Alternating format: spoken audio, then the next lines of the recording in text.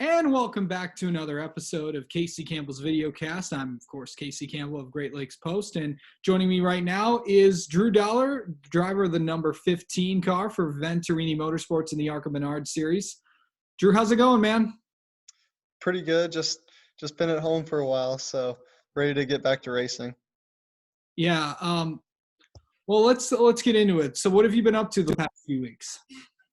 Really just been hanging back home in Atlanta, working out every morning, doing a little bit of iRacing every afternoon, sometimes at night, and watching Netflix pretty Yeah. much. I've been watching Narcos every night, so and Nice. walking the dog every afternoon. So Yeah, it looks like things could be opening up a little bit there.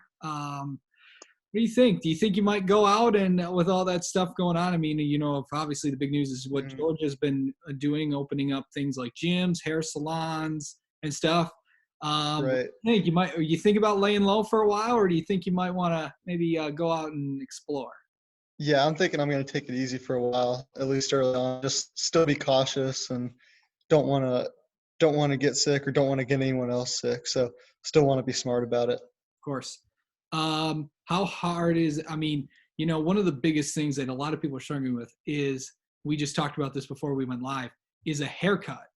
Um, are you considering cutting your own hair? No, definitely not. I won't be cutting my own hair. I'll just wait it out. I don't mind having long hair, so Yeah, it'll be fine.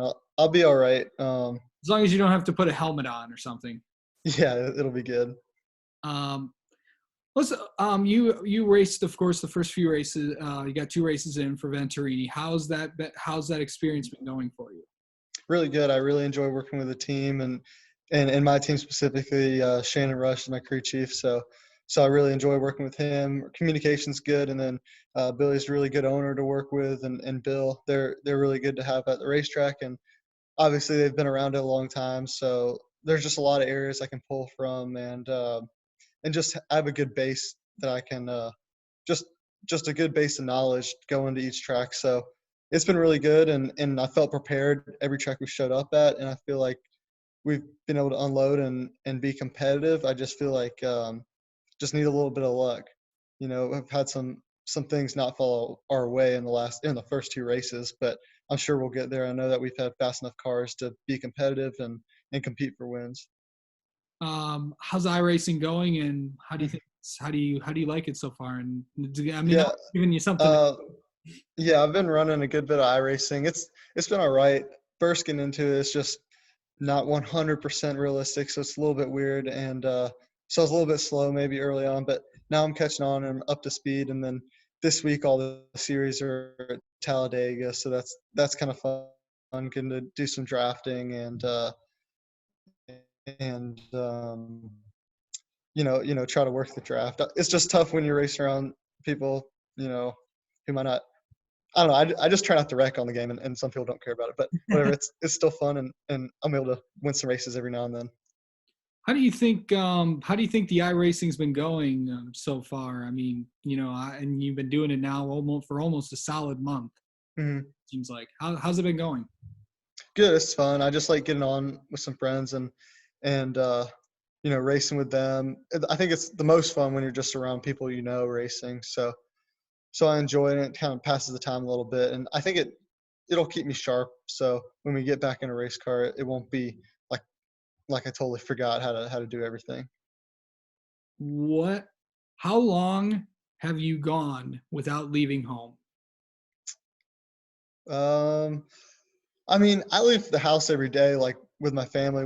We all walk the dog every day, but I mean, other than that, I've gone a while. I haven't been anywhere, so That's I've gone a while just staying in the house and in the neighborhood, I guess. that's good, man. Some of the other things, going into the season. I know that they're talking. NASCAR's talking about possibly getting back in Mhm. mid-May. That kind of got complicated today with the stay-at-home order with May, got extended in North Carolina, where a lot of the teams are based Oh, on okay. the 8th. But when do you think you can get back on the track? I'm just gonna say I'm hoping May. I mean, I hope the decision's not made to go back too soon.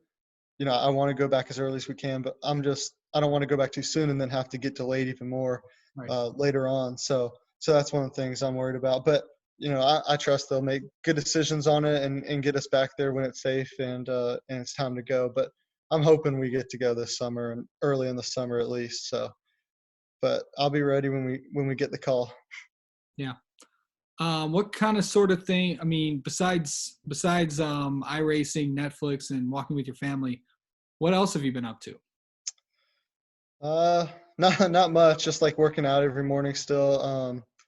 Toyota's been a big help, like with keeping us active at home, because I think a lot of kids, it'd be easy just to go home and kind of, you know, get out of the schedule, sleeping in and stuff like that. But um, you know, we have the Toyota gym up in North Carolina, and unfortunately we can't be up there every day, but they're still sending us workouts to do and kind of keeping us on a little bit of a schedule. So that's nice, and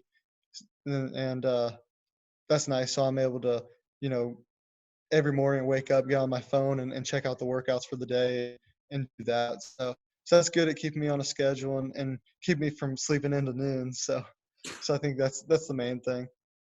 Have you tried sleeping until noon? Because that's not good. I haven't. I've never tried it. Yeah, I think I've done it maybe a couple weekends, like maybe a Saturday.